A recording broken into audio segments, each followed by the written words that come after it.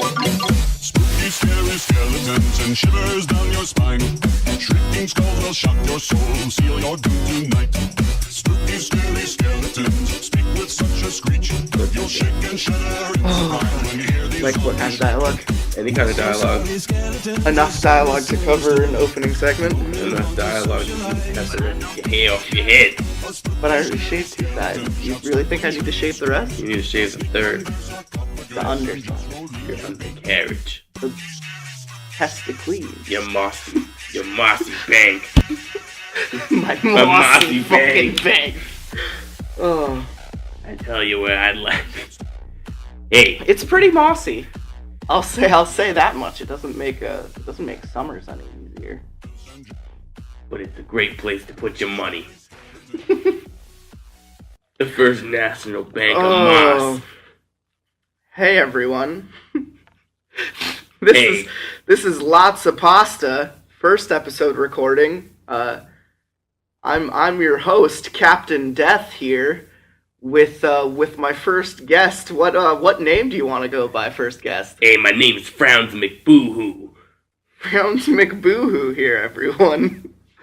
Oh man, so it's no hidden fact that I'm a big fan of Last Podcast on the Left, but there's just one thing that I'm not really like in tune with them on like every single episode. Like I'm really into like their scarier monster related stuff. Like I don't care about serial killers as much, and hearing like 4 episodes on serial killers. But that's just me. I still love them to death. And I love these certain kinds of episodes, and that's the kind of episode that we're doing right now, which I want to focus on, is the world of creepypastas. For the uninitiated, creepypastas are basically the world of online scary storytelling, because we don't really get books like that anymore. It's a very kind of like genre-specific thing, and it doesn't really happen anymore. And I feel like, after Are You Afraid of the Dark and Goosebumps, we kind of just fell off the fucking wagon. So, the internet, wonderful invention. Here we are. We're just going to start telling some spooky spaghetti, some creepypastas. And that's why it's called Lotsa Pastas. I don't know about you, but I only eat my pastas if they last us. If they're Lotsas. Oh, fuck. And another thing about this podcast that I'm going to borrow from Last Podcast on the Left is it is better to listen to this if you're not sober. Whether that's some baba ganoush or if you're drunk off of sangria. Or if you're vegetarian, the devil's lettuce. The devil's lettuce. Creepypastas. Or if you're vegetarian, lettuce pasta.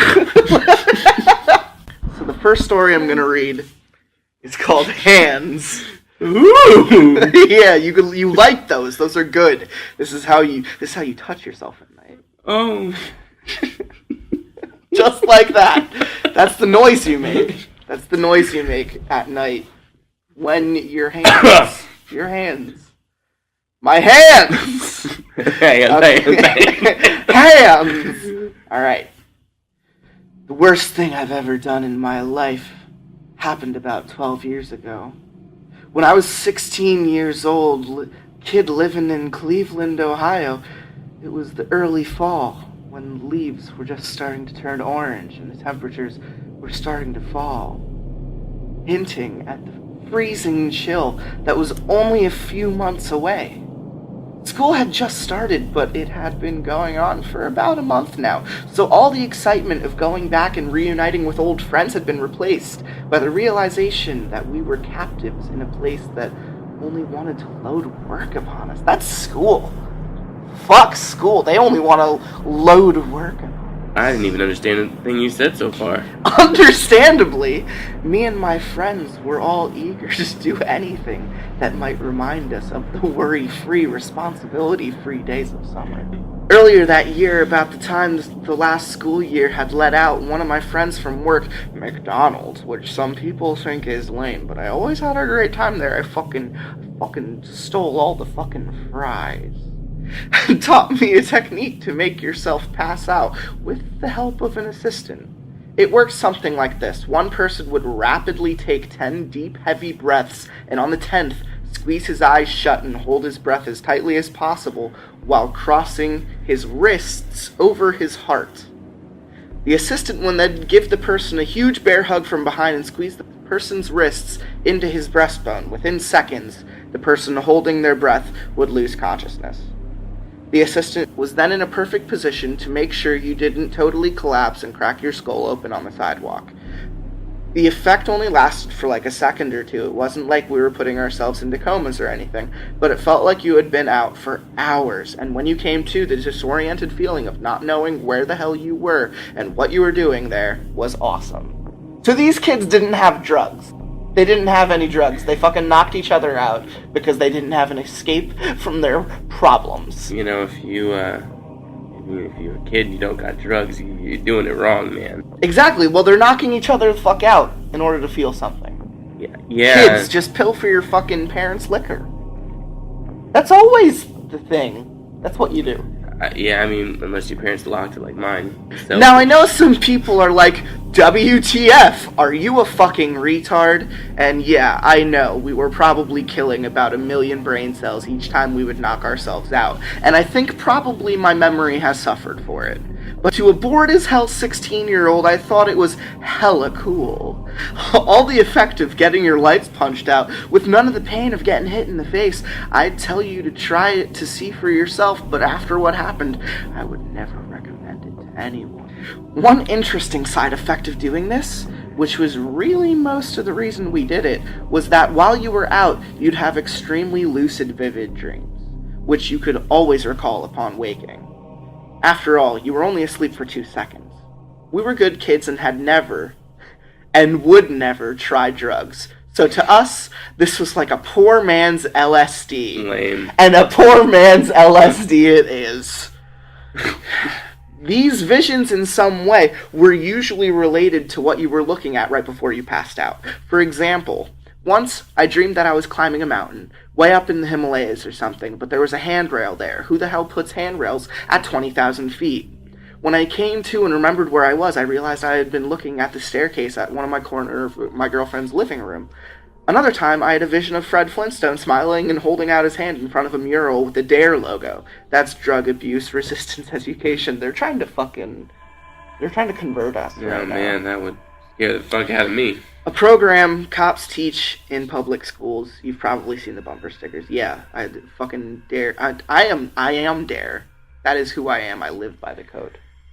Drugs are really easy. Oh fuck! That's the dare I live by. Illuminati. I woke 666. I woke up and saw that my friend Brett had been standing in front of me right before I slipped into dreamland, and my friend was Fred Flintstone. Oh fuck! Okay, and that logo was on his shirt. Yeah, he was wearing a fucking Fred Flintstone shirt. What if fucking loser? Oh, the visions were always mundane things like those. Always. Until that one day. Like I said, school had been going on for about a month, and we were already sick of it. We were hanging out one Saturday in the field, which was really an easement? Speakeasy. An easement for the electric company to run their high-voltage lines. A few of us were sitting on the metal beams at the bottom of one of the towers. My friend Mike was climbing up to the second tier of beams so he could jump to the 8 or 10 feet to the ground. I thought it was stupid, but hey, I'm the guy who thought it was cool to induce unconsciousness by starving my brain of oxygen. Mm-hmm. It was a warm day for October, but the light gray of the sky was slowly getting darker, and in Cleveland in October, that probably meant that before long the temperature would soon drop from a comfortable 70 to about 50 in the course of a few minutes. And if we were really unlucky, an ice-cold rain would start to fall. The air was already damp and heavy, and we could hear the quiet buzzing of the high-tension wires above us. I sure as hell didn't want to spend the last few months of a pleasant Saturday afternoon watching this dumbass climb partway up the high-tension tower, jump down, complain about how that one killed his feet, only to climb up and do the same stupid thing over again. His friend's a dodo bird. Or a lemming. Hey, you're... let's make ourselves pass out, I said. By that time, it wasn't as much fun, and it had already been in the early summer when we first discovered it, but it was a hell of a lot better than what we were doing. Vince was up for it, so was Richard, but Mike, the guy jumping off the tower, said, "What the fuck are you talking about?" "Holy crap, you haven't been knocked out before?" Vince asked. "No," was the response. Mike had been at his mom's house all summer, so he hadn't been in on all the fun we had been having. "Dude, you gotta try this. Watch, we'll show you." Vince and I got off the tower, stood in the grass at the center, and I did the customary 10 deep breaths. I squeezed my eyes shut and held my breath so hard that if they hadn't been shut, they'd probably popped out of my head. Then I felt my friend clamp down on my arms in front of my chest, and suddenly, as if there was nothing more natural in the world, there was a giant lobster climbing around a lobster cage, and I was under the ocean with seaweed growing from the sandy bottom under my feet. They're about to have gay sex. His lobster, sandy bottom. He mentally displaces himself in order to avoid the butt sex. Yeah, I mean, you clearly, you can see it through the progression. The next thing I remember... his lobster and his sandy bottom. You're not wrong, though. You mossy bank, let's go. The next thing I remember, I was awake, and Vince and Richard were asking me, "Dude, what did you see? What did you dream?" The back of my head was killing me. "Fuck, did you let me fall?" I wasn't really that heavy, but Vince was pretty weak. He just stood there looking guilty, and Richard told me he had. "What did you see, though?" he asked. I rubbed my head and said it was a lobster. It was pinching Vince's head off with its claws. I turned to Mike, watching from the L-shaped beams above, and said, "See, it's fucking awesome." "Whatever, I don't trust any of you enough to do that shit to me." "Come on, man, you gotta try it. Peer pressure." They're talking about a stick still. "Probably. It's no more dangerous than what you're doing now. I promise I won't let you fall like this bitch did." He squinted in the way people do when they're trying to decide if what they're thinking of doing is worth the risk or trouble. He jumped down one last time, got up, and said, "Fine, once." If only he would have thought a little bit longer, or just flatly refused. He repeated the 10 deep breaths with me as the assistant to make sure he didn't fall. He held his breath and I helped him slip into the other place. Oh no, he has sandy bottom. It's something I've regretted ever since that, and when I think back on all the things I wish I had done differently in my teenage years, girls I should have tried for, classes I should have tried harder in, all the things I should and shouldn't have done, putting him in that bear hug and squeezing him into unconsciousness is the thing I most regret. I felt the dead weight shift from his feet onto my chest, and he was a pretty big guy, but I made sure to let him down easy and not knock his head against the hard-packed earth. Just as I laid him on the grass, he came back. He woke up screaming, "Fuck! Holy fuck, get away! Get away, get away!" he screamed as he leaped up to his feet and flailed his arms around his head. We all jumped back, afraid of being hit in his frenzy, but more afraid, so scared we almost shit our pants of what we were seeing. After about 5 seconds, which is about twice the time it normally takes a person to realize where they're at and remember what they were doing, he slowed down. Shit, holy shit. He was breathing heavily, gasping deep breaths, and hunched over at the corner of the tower. It's a wonder that in his maddened state he hadn't run right into the supports and knocked himself out for real. But he just stood there, bent over at the waist, then fell to his knees. With his back turned to us, he started rocking and wringing his hands and muttering to himself. "Holy mother of fuck," said Vince. "What the hell did you see?" But Mike didn't answer. We approached him slowly and we drew near. We could hear him quietly sobbing. In our macho world, that was normally a crime punishable by death. We fucking kill you for tears. But at the time, of course, we didn't say a word.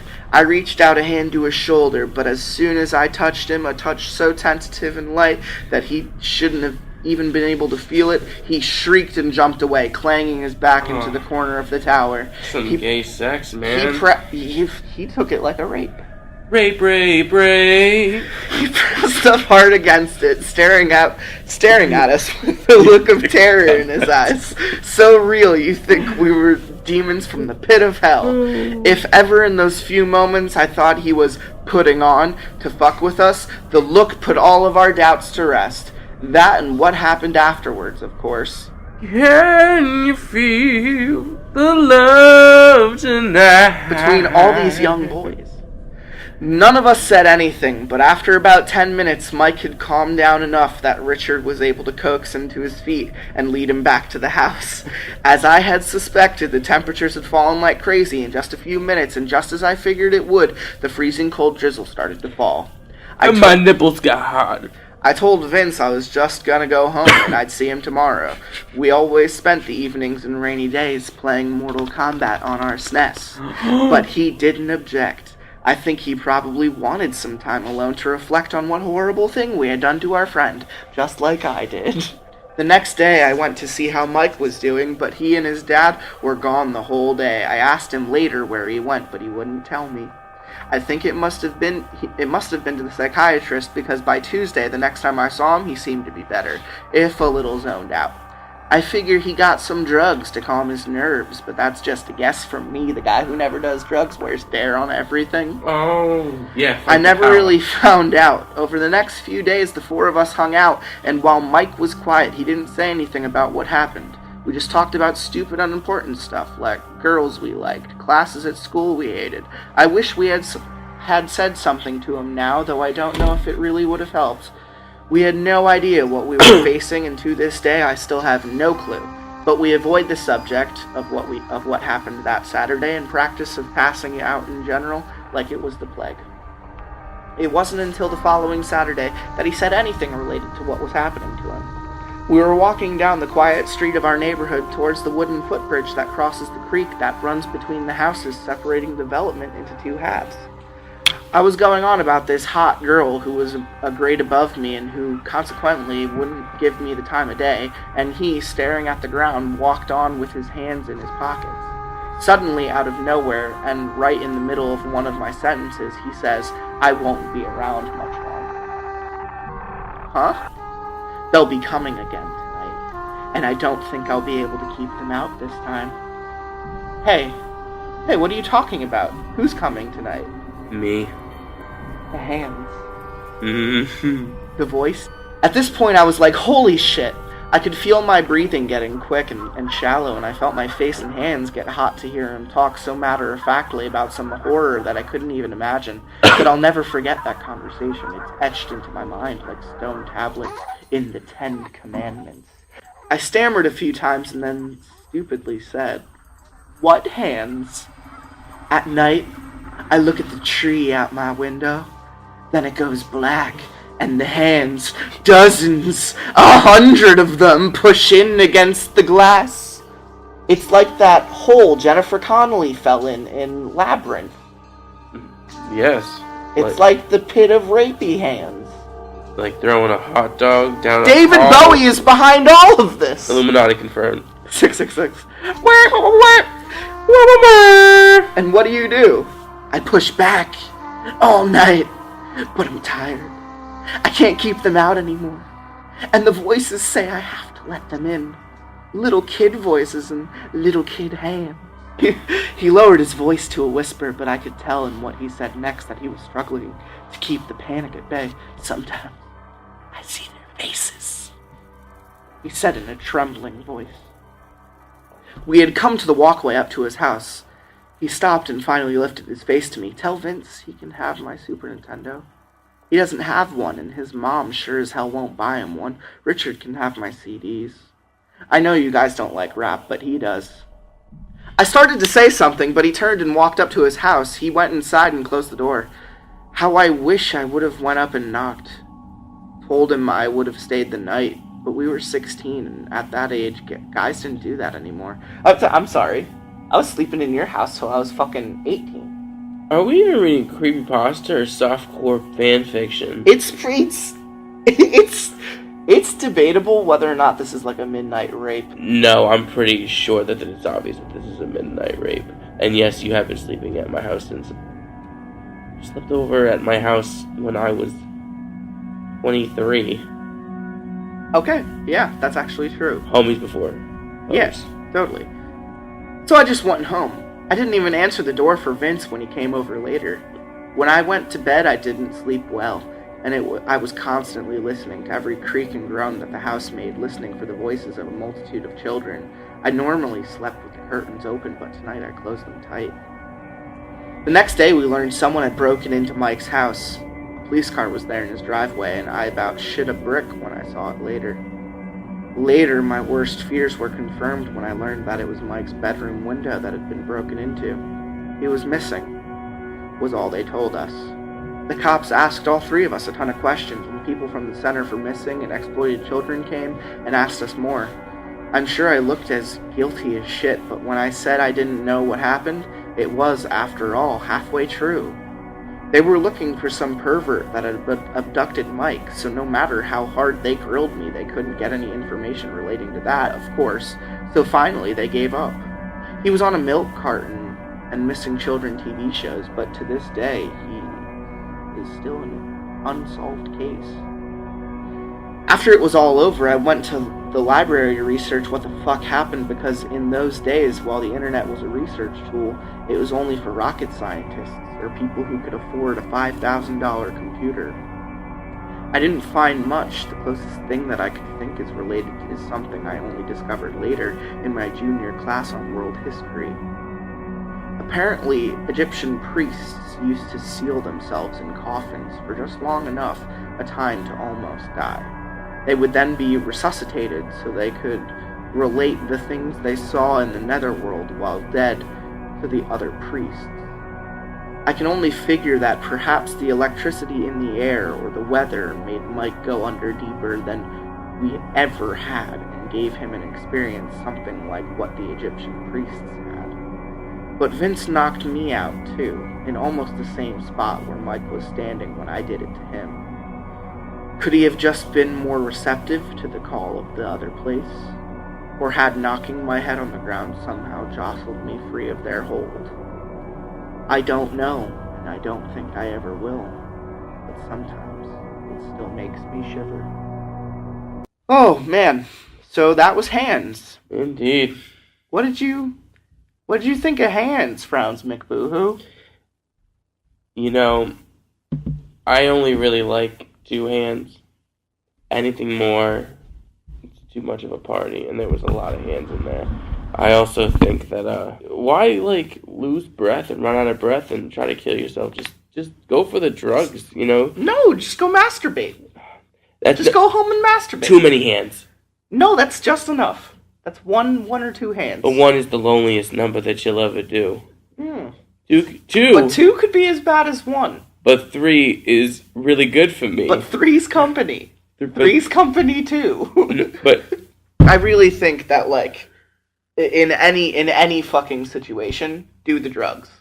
Absolutely. Do not jump off of things to feel thrills when you've been contemplating just smoking a joint. I'm not gonna preach it, but hallelujah. Why don't you tell me what kind of voice I'm gonna be doing this in?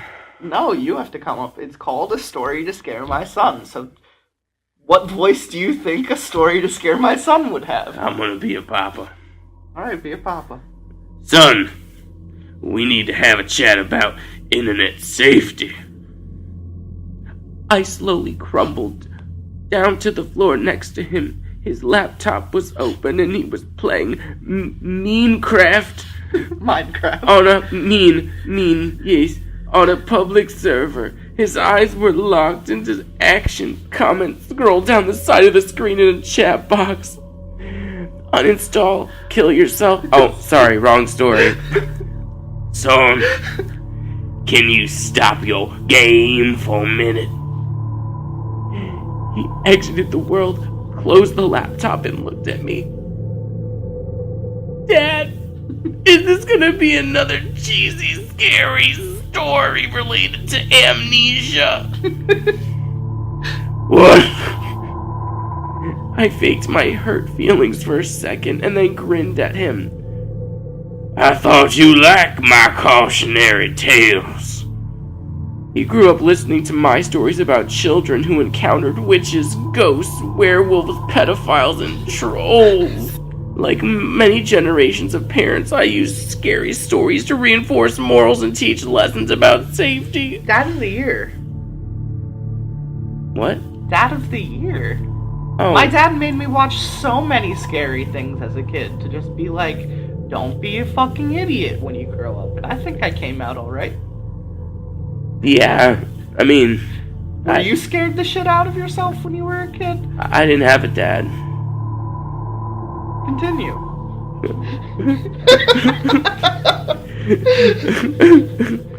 Spark it up. Blaze it. Single dads like me should use all the parenting tools at their disposal. Like a rod, a ruler, a bag of sweet Valencia oranges. He scrunched his face a little. I squinted at him incredulously. He folded his arms. Dad, I'm gay. That's what he said. He said, Dad, I'm gay. He also said, I'm 10 and I can handle it. So he's old enough to understand. What's with these stories in hands? What's with these stories in hands and daddies and okay, I'll try. I began once upon a time and there was a boy named Colby. His expression indicated that he wasn't impressed with the terror of the introduction. He sighed deep and settled in for one of Dad's cheesy stories, I continued. Colby went online and joined several children's websites. After a while, he started talking to other kids in-game and on the message boards. He made friends with another 10-year-old boy named Helper123. What kind of a fucking name is that? They liked the same video games and shows. They laughed at each other's jokes. They explored new games together. With their bodies. There's just too much gay shit right now.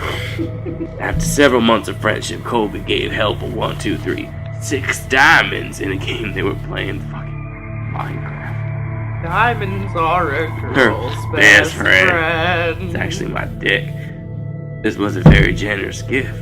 Colby's birthday was coming up, and Helper123 wanted to send him one of those cool presents that you have in real life, the life that matters. Colby figured it wouldn't hurt to give Helper123 his home address, as long as he promised not to tell any strangers the grown-ups. Good thing Helper123 was actually Bill Cosby. I just want to sex with foot. Helper123 swore he wouldn't tell anybody else, not even his own parents, and set about mailing the package. I paused the story and asked my son, "Do you think it was a good idea?" "No," he said, shaking his head vigorously. In spite of himself, he was getting into the story. Well, neither did Colby. Colby felt guilty about giving away his home address. His guilt began to grow and grow. And by the time he put on his big boy pants, the next sight, his guilt and fear were larger than anything else in his life. He resolved to admit the truth to his parents. The punishment would be steep, but it was worth it to have a clear conscience. He squirmed in his bed as he waited for his parents to tuck him in. My son knew the scary part was coming up. In spite of his tough talk, he leaned forward wide-eyed. I spoke quietly and deliberately. He heard all the noises of the house. The washing machine bounced around in the laundry room. Branches scraped against the brick outside his room. His baby brother cooed in the nursery. Coo! Coo! Coo! I'm in the nursery! And there were some other noises he couldn't quite pinpoint. Oh yeah! Coming from his parents' bedroom. Finally, his dad's footsteps echoed down to the hall. "Hey, Dad," he called nervously. "I have something to tell you." I'm trying to fucking masturbate! His dad stuck his head into the doorway at a weed angle. Because I'm trying to fucking masturbate. in the darkness. His mouth didn't seem to move, and his eyes were all wrong. Yes, son. The voice was way too off. Are you okay, Dad? The boy asked. Uh-huh, snugged the father in his strangely affected voice. Colby pulled his covers up defensively. Is Mom around? Here I am. Mom's head popped into the doorway below Dad's. Her voice was unnatural falsetto. Were you about to tell us that you gave us a home address to head for 123? You shouldn't have done that! We told you never to give out your personal information on the internet! She knows what's up, though. But you know why? Those tax collectors, man. They'll find you. Because she has racked up an extreme amount of gambling debt. I was gonna say credit card debt. And gambling. She continued. You need the falsetto voice. He wasn't really a kid. He just pretended to be one. Do you know what he did? He came to our house, broke in, and murdered both of us. Just so he could spend some time with you. A fat man in a wet jacket emerged to the child's doorway, holding both severed heads. Colby shrieked and gasped as the man dropped the heads on the ground, unsheathed his knife, and moved into the room to work on the boy. No, is your boy no is here. My son screamed too. He twisted his hands defensively over his face. We were just getting started with the story. After several hours, the boy, almost dead in his screams, had become whimpers. The killer noticed the wailing of the baby in another room and removed his knife from Colby. Special treat. He had never murdered a baby before and was excited about the prospect. Helper 123 left Colby to die and followed the cries through the house like a homing beacon in the nursery. He walked to the crib, picked up the baby, and held it in his arms.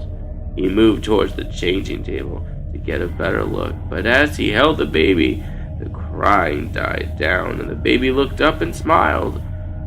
Helper 123 had never held a baby, but he gently bounced it in his arms. He wiped his bloody hands on the blanket so he could stroke the baby's cheek. Not the only thing he's gonna stroke!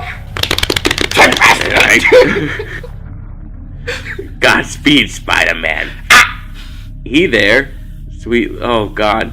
Hey there. He there, eh? Sweet little guy. Neighbor. In rage of sadism melted into something warmer and softer.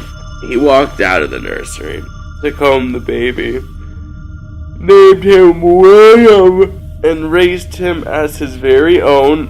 After I finished the story, my son was visibly shaken between ragged staccato breaths. But Dad, my name's William. I gave him a classic dad wink and tousled his hair. Of course it is, son. William ran up the stairs to his bedroom in a fury of sobs. But deep down, I think he liked the story. His dad just, come out as a murderer to his son with this story? You know what? It wasn't. Have you ever wondered why you don't look like me and Mom? It's because I murdered your entire family. How do you feel right now, Frowns McBooHoo? On the record? On the record. Feel pretty fucking fantastic. Yeah, drugs. Yeah. We're not allowed to do them. They're illegal. Don't do drugs. Dare. Definitely don't do drugs and drink. Dueling dragons, I used to call it. Because I'm riding 6 right now. Did I ever explain this analogy to you? Dueling dragons? Nope. Each substance you take is like riding a mythical beast. A dragon.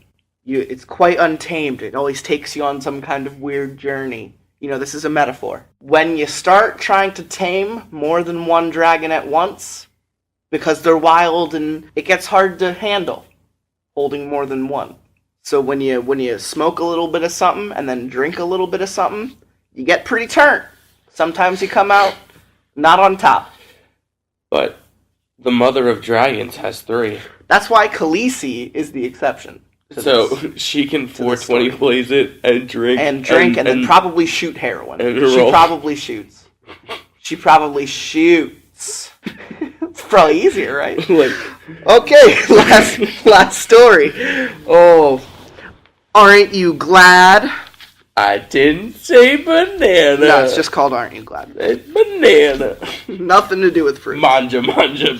She commandeered the room in the basement of her dorm as soon as she realized she would have to pull an all-nighter in order to prepare for tomorrow's final exam. Her roommate, Jenna, liked to get to bed early, so she packed up everything she thought she would need and went downstairs to study some more. It was 2 o'clock when she realized that she'd left one of her textbooks upstairs on her bed. With a dramatic sigh, she rose and climbed the stairs slowly to her third-floor dorm room. The lights were dim in the long hallway, and the old boards creaked under her weary tread. She reached her room and turned the handle as softly as she could, pushing the door open just enough to slip inside so that the hall lights wouldn't wake her roommate. The room was filled with a strange metallic smell. She frowned a bit, her arms breaking out into chills. There was a strange feeling of malice in the room, as if a malevolent gaze were fixed upon her. It was a mind trick. The all-nighter was catching up with her. She could hear Jenna breathing on the far side of the room, a heavy sound, almost as if she had been running. I sleep like that. I sleep like I'm running a marathon. Jenna must have picked up a cold during the last tense week before finals. She crept along the wall until she reached her bed, groping among the covers for the stray history textbook. In the silence, she could hear a steady drip, drip, drip sound. She sighed silently. Facilities would have to come to fix the sink in the bathroom again. Her fingers closed on the textbook. She picked it up softly and withdrew from the room as silently as she could. Relieved to be out of the room, she hurried back downstairs, collapsed into an overstuffed chair, and studied until 6 o'clock. She finally decided that enough was enough. If she slipped upstairs now, she could get a couple hours of sleep before her 9 o'clock exam. The first of the sun's rays were beaming through the windows as she slowly slid the door open, hoping not to awaken Jenna. Her nose was met by an earthy, metallic smell a second before her eyes registered the scene in her dorm room. Jenna was spread eagle on top of her bed against the far wall, her throat cut from ear to ear, and her nightdress stained with blood. 2 drops of blood fell from the saturated blanket with a drip, drip noise that sounded like a leaky faucet. Scream after scream poured from her mouth, but she couldn't stop herself any more than she could cease wringing her hands. All along the hallway, doors slammed and footsteps came running down the passage. Within moments, other students had gathered in her doorway, and one of her friends gripped her arm with a shaking hand and pointed a trembling finger toward the wall. Her eyes widened in shock at what she saw. Then she fainted into her friend's arms. On the wall above her bed, written in her roommate's blood, were the words, "Aren't you glad you didn't turn on the light? Aren't you glad you didn't say banana?" Aren't you glad banana? I prefer our ending. You know what? Here. Raise a glass. Or a bowl. Raise a bowl. Or a banana. We're gonna raise drinks. Whoop! That's the sound of our drinks. Oh, wow. So that rounds out the first episode of Lotsa Pasta, where we read CreepyPastas. Eat Italian cuisine. And eat a lot of fucking Italian food, which we actually... So spaghetti!